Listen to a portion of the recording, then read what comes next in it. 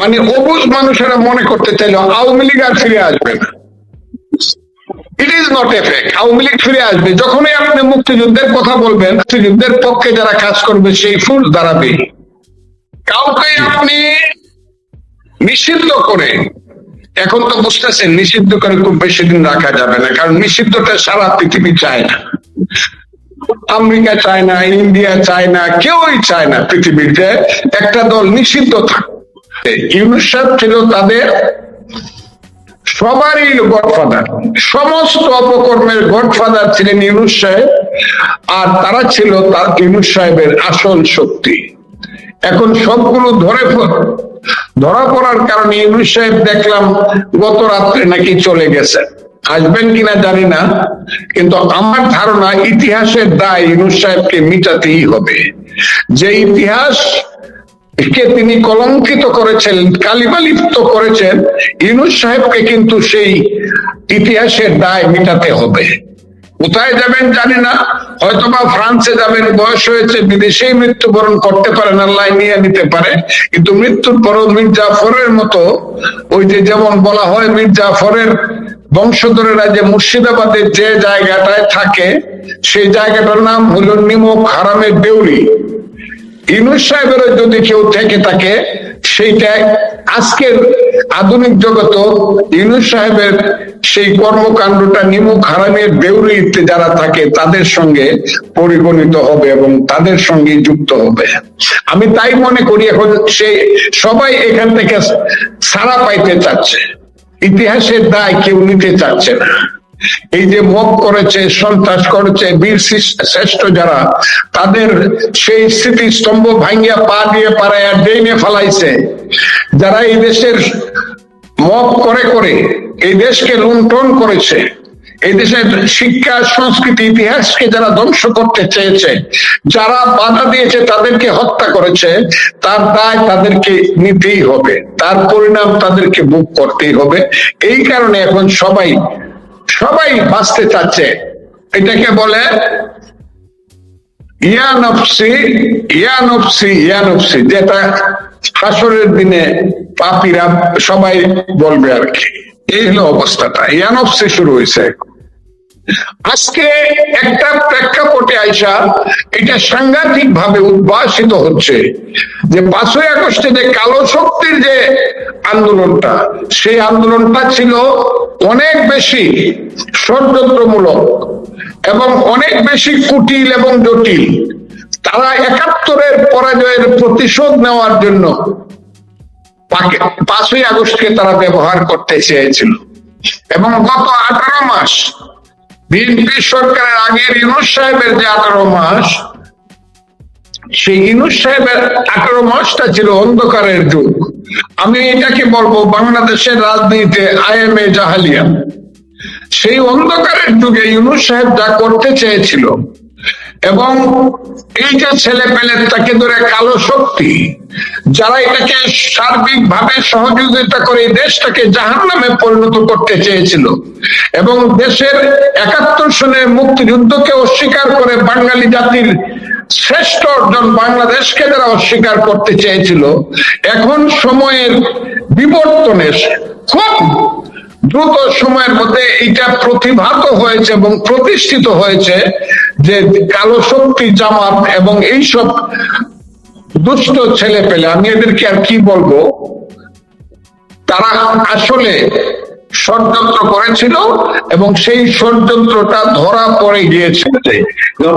আপনার নিশ্চয়ই চোখে পড়েছে যে ইউনূস সরকারের 4 উপদেষ্টা, ব্রিগেডিয়ার সাখাওয়াত হোসেন, তৌহিদ হোসেন সর্বশেষ, এর আগে ফরিদা ইয়াসমিন এবং আসিফ নজরুল্লাহ, তারা মিস করেছেন। তাদের কথার ধরন একরকমই, যে ইউনূসের একটা কিচেন ক্যাবিনেট ছিল, ওই কিচেন ক্যাবিনেটে তারা কেউ সেটা পার্ট ছিল না। কিচেন ক্যাবিনেট 5-6 জনের তারা দেশ চালাতো। হঠাৎ করে এই ইউনূসের যারা উপদেষ্টারা মুখ করছে, তারা কেন এমন একটা ভাব যে আমরা কোনো দোষী না, আমরা কিছু করি নাই, সব করেছে ইউনূস আর কিচেন ক্যাবিনেট। আপনি সেই সময়টা দেখেছেন দেশের হালচাল, অনেক কথা আপনি বলেছেন, যাদেরকে সচেতন করেছেন। এখন তাদের এই কর্মকাণ্ড কি মনে হয়, এবং ডক্টর ইউনূসের যে সঙ্গমানরা, তারা কি এখনো ষড়যন্ত্রের বাইরে আছে? আমরা তো অনেকে সন্দেহ করি যে এখন তারা এই বিএনপি সরকার নিয়ে কিছু না কিছু করছে। কারণ বিএনপি কে নিয়ে মিন করে ইউনূসের লোকজন এবং ফরহাদ মডেল অনেক কথা বলছেন। আমি জানতে চাই কেন ইউনূসের উপদেষ্টারা হঠাৎ এরকম বিগড়ে যাচ্ছে এবং আমার ঠাকুর ঘরে খেয়ে আমি কলা খাই না এই ধরনের একটি ব্যাপার কেন করছে, এবং এটা নিয়ে শুরু করতে চাই আমার সঙ্গে আজকে আলোচনা। দেখেন, সামগ্রিক ভাবে একটা কথা আছে, victory has so many fathers.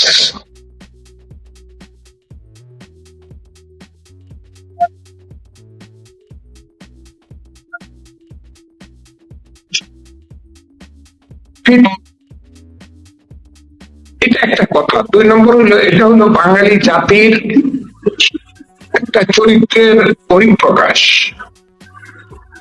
বাঙালিরা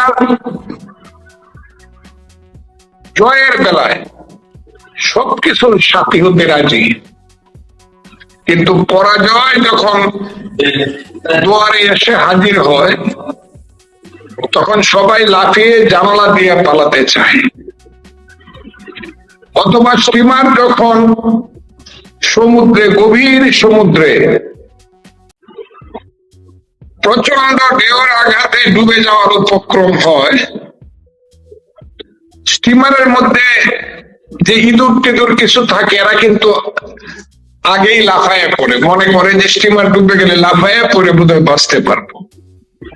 কিন্তু মহাসমুদ্রে সেই সব ইঁদুরের যে অবস্থা হয়, আজকে যারা সবকিছুতে বলছে এটার মধ্যে আমরা ছিলাম না, তাদের অবস্থা তেমনই হবে কিনা একটু অপেক্ষা করতে হবে। আর 5ই আগস্টের আরেকটা রূপ ছিল অন্ধকারের রূপ। সেই রূপের পিছনে ছিল স্বাধীনতা বিরোধী শক্তি জামাত এবং তাদের দ্বারা দীর্ঘদিনের সৃষ্ট একদল ছেলে পেলে, যাদেরকে আমি নেতা বলি না, তারা হলো অভিনেতা। এই কথাগুলো আমি বলেছি বহুবার, বলতে আর ইচ্ছা করে না। সেই সব দুষ্ট ছেলেগুলাকে তারা রেডি করেছিল এইটা একটা দুষ্কর্ম করার জন্য, এবং সেই দুষ্কর্মটা বড় বেশি কঠিন ছিল এবং ভয়ে ভীতিতে, জীবনের ভয়ে যখন কেউ প্রতিবাদ করে নাই, আমি তাদের সেই দুষ্কর্মটির বিরুদ্ধে প্রতিবাদ করেছিলাম। আমি বলেছিলাম শেখ হাসিনার সঙ্গে মুক্তিযুদ্ধের, শেখ হাসিনা চলে গেছে সেই কারণে মুক্তিযুদ্ধ শেষ হয়ে যাবে, যারা এই কথা বলছে তারা মুক্তিযুদ্ধে বিশ্বাস করে না। আমি বলেছিলাম যারা বলতেছিল 47 ছিল স্বাধীনতা আর 24 ছিল স্বাধীনতা, 71 ছিল গন্ডগোল, আমি বলেছিলাম তারা হলো আলবদর রাজাকারের সন্তান। আমি এই আরেকটা লক্ষণ বোধহয় দেখতে পাচ্ছি, আপনাকে একটু ধরিয়ে দিই যে ইউনূসের সাবেক উপদেষ্টা মাহফুজ আলম, আপনি যখন ইউনূস সরকার আওয়ামী লীগ নিষিদ্ধ করছে তখন দেশের একমাত্র নিরপেক্ষ জায়গা থেকে স্পষ্ট ভাবে আপনি বলেছিলেন যে বাংলাদেশে কোন রাজনৈতিক দল নিষিদ্ধ করার কোন যুক্তি নাই এবং আওয়ামী লীগের মতো দলকে নিষিদ্ধ করা সম্ভব না। কিন্তু ইউনূস সরকারের উপদেষ্টারা তখন বারবারই বলেছিল যে আওয়ামী লীগকে তারা নিশ্চিহ্ন করবে। এখন এসে উপদেষ্টা মাহফুজ, সাবেক উপদেষ্টা, সে বলছে আওয়ামী লীগ ফিরে এসেছে, আওয়ামী লীগ আছে, ফিরে চলে এসছে। আজকে নজরুল বলছে আওয়ামী লীগ আছে। সেই সময় যে তারা করলো কর্মকাণ্ড, এখন যে তারা বলছে আওয়ামী লীগ আছে, তারপরে এক একজন বলছে আমাদের কোনো দোষ নাই, এটা কি কোনো আতঙ্ক থেকে, ওই যে ইয়ানফসি বললেন সেই জায়গা থেকে কি তারা এখন আওয়ামী লীগকে নিয়ে কোনো দুশ্চিন্তা আছে? কারণ অনেকেই বলেন যে আওয়ামী লীগ ফিরে আসলে বিএনপির দুশ্চিন্তার কোনো কারণ নাই, বিএনপি বিশাল শক্তিশালী দল। কিন্তু এই যারা 5 আগস্টের পরবর্তী সময় সরকার চালিয়েছে, এদের জন্য কি কোনো আতঙ্কজনক পরিবেশ তৈরি করছে এখন যখন শেখ হাসিনা ফেরার কথা, আওয়ামী লীগের ফেরার কথা বলা হচ্ছে? এর তাৎপর্য হলো তারা তখন ক্ষমতার মোহে অন্ধ ছিল এবং তারা ক্ষমতার আস্ফালন করছিল, ইতিহাসটাকে তারা স্বীকার করতে চাচ্ছিল না। কিন্তু সারা পৃথিবীর ইতিহাস, বিশেষ করে বাঙালি জাতির ইতিহাস একটা কথা সুস্পষ্ট ভাবে বলে যে সত্য প্রতিষ্ঠিত হবে, ইতিহাসের সত্য। এইটাকে you can bluff some men for many times, many men for some time, but not all men for all times. তুমি কিছু লোককে অনেক দিনের জন্য বোকা বানাইতে পারবা, অনেক লোককে কিছুদিনের জন্য বোকা বানাইতে পারবা, কিন্তু সব লোককে সব দিনের জন্য বোকা বানাইতে পারবা। এর কারণ হলো আওয়ামী লীগ একটি রাজনৈতিক দল, তার একটা ইতিহাস আছে, তার একটা আদর্শ আছে বা ছিল। মানে অবুঝ মানুষেরা মনে করতে চাইলে আওয়ামী লীগ আর ফিরে আসবে না। It is not a fact, Awami League ফিরে আসবে। যখনই আপনি মুক্তিযুদ্ধের কথা বলবেন, আওয়ামী লীগের নেতৃত্বের ভুল আছে, তারা হয়তো বা পলিটিক্সে কোনোদিন আসতে পারবে না, কিন্তু মুক্তিযুদ্ধের পক্ষে যারা কাজ করবে সেই ফুল দাঁড়াবে। এখানে কিন্তু একটা গ্যাপ আছে, গ্যাপটা কিন্তু গত ইলেকশনেও ছিল। আমি এমন কথা বলি যে কথাটা 2 দিন পরে সবাই বলবে, এখন সবাই বলবে ফজলুর রহমান বললো কি। গ্যাপটা কি জানেন? আমরা কিন্তু আমাদের মনের অজান্তে আমরা কিন্তু এই স্বাধীনতা বিরোধী শক্তিকে এই দেশে আমাদের সেকেন্ড পাওয়ার করে দিচ্ছি। ইলেকশন করতেছি আমরা, মনে করেন ঢাকা আইনজীবী সমিতিতে অথবা সুপ্রিম কোর্ট বারে ইলেকশন করতেছি, আমরা কাউকে ইলেকশন করতে দেই নাই, আমরা জামাতে ইলেকশন করতেছি। কাজে আমরা যদি প্রথম হই, হ্যাঁ তাও হচ্ছে, কিন্তু সেকেন্ড হবে জামাত, মধ্যে তো কেউ নাই। কিন্তু আমরা যদি কোনোদিন ফেল করে যাই, তাইলে কিন্তু যাকে এখন সেকেন্ড বানাচ্ছি আমরা অজান্তে, তারা কিন্তু ফার্স্ট হয়ে যাবে। তখন কিন্তু 7 দশে 70 বছরও কিন্তু আমরা কাঙ্গার পথ ফুরাইব না জামাত একবার ক্ষমতায় আসলে। কারণ এরা হলো পৃথিবীর সবচেয়ে নিকৃষ্টতম মুনাফিক অপশক্তি। জামাত পৃথিবীর সবচেয়ে নিকৃষ্টতম মুনাফিক অপশক্তি। এরা যদি একবার ক্ষমতা আসতে পারে, মাসে যা করছে 90 বছর তারা এটা করে ছাড়বে। কাজে আমি সবাইকে সাবধান হতে বলি জামাত এবং স্বাধীনতা বিরোধী শক্তি সম্পর্কে, এবং এইসব এই বাটপার, চিটার, অসভ্য, অভদ্র, অন্যায়কারী, টাকা লুণ্ঠনকারী এইসব ছেলে পেলেদের সম্পর্কে আমি সবাইকে সাবধান হইতে বলি। আমি বলতে চাই যে এই দেশে ধরেন এমপি ইলেকশন গেছে, সেকেন্ড পার্টি কোনটা, 33% ভোট পাইছে জামাত জোট। আমি কিন্তু এটা বলছি, পার্লামেন্টে বলছি। আমি আমাদের নেতা জনাব তারেক রহমান সাহেবের সামনে, পার্লামেন্টে 18 কোটি মানুষের সামনে বলছি, যদি আওয়ামী লীগ থাকতো অথবা আওয়ামী লীগ না হয়ে প্রত্যেকটা শক্তি যদি ইলেকশন করতে পারতো, জামাত কি 33% ভোট পাইতো? এখন কিন্তু জামাত 33% ভোট পাইছে। যে জামাতের ভোট ছিল 6%, সেটাকে কিন্তু আমরা ইচ্ছা করে তাদেরকে 33% দিছি। এই শক্তিতেই এখন জামাতের আমির বলে হাসিনাকে ফেলতে 36 দিন লাগছে, তারেক রহমান 36 ঘন্টার মধ্যে পালায় দেয়। গোলাম পারওয়াররা এই কথা বলতে সাহস পায় কেন? তারা দেখতেছে বাবা আমরা তো 70টা সিট পায়ে ফেলছি, আর বাচ্চা কাচ্চাকে নিয়ে 76টা সিট আমরা পায়ে ফেলছি, পার্লামেন্ট সিট। কাজে আমরা ইচ্ছা করলে ফেলে দিতে পারবো। কিন্তু এই ভোটটা যদি তৃতীয় শক্তি থাকতো, তাইলে জামাত কিন্তু ওই 10 বা 15-র মধ্যে আটকে যেত। এই জায়গাতে কিন্তু আমার মনে হচ্ছে একটা মস্ত বড় গ্যাপ থেকে যাচ্ছে রাজনীতির। আমরা ইচ্ছাকৃত ভাবে অপশক্তিকে এইখানে সুযোগ করে দিচ্ছি কিনা, এটা আমার মনে কিন্তু প্রশ্ন আছে। যেমন ধরেন ঢাকা সিটি কর্পোরেশনের ইলেকশন, আমার দক্ষিণে মনে করেন একজন বিএনপি দাঁড়াইলো, এখন সালাম সাহেব আছে, হয়তো বা ইশাক আছে, দুইজনের যে কোনো একজন বিএনপি থেকে দাঁড়াইলো।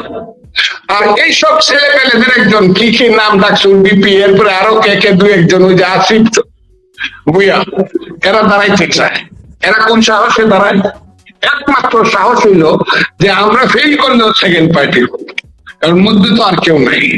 কিন্তু এখানে যদি মধ্যে কোনো শক্তি ইলেকশন করতে পারে, তারা 3য় নম্বরে যাইবো যে এদের জামানত বাঁচবে না। কিন্তু এদেরকে যদি সুযোগ দেওয়া হয়, মধ্যে কোনো শক্তি না থাকে, তাইলে এরা কিন্তু কন্টেস্ট করবে, এবং বিপজ্জনক অবস্থায় বিভিন্ন মিউনিসিপ্যালিটি ইলেকশন আমাদেরকে করতে হবে, এবং লোকাল ইলেকশন। কথাটা কি আপনার ধরেন উপজেলা ইলেকশনে একজন দাঁড়ালো বিএনপি আর একজন জামাত, তখন তো মানুষ 2 ভাগে ভোট দেব, আর তো মানুষের কোনো চয়েস নাই। এই যে মানুষকে আমরা চয়েস নাই অবস্থায় নিয়ে যাচ্ছি, এইটা কিন্তু আমাদের রাজনীতির একটা, আমার মনে হচ্ছে রাজনীতির কৌশলের পুরো ত্রুটি থেকে যাচ্ছে বলে আমি মনে করি।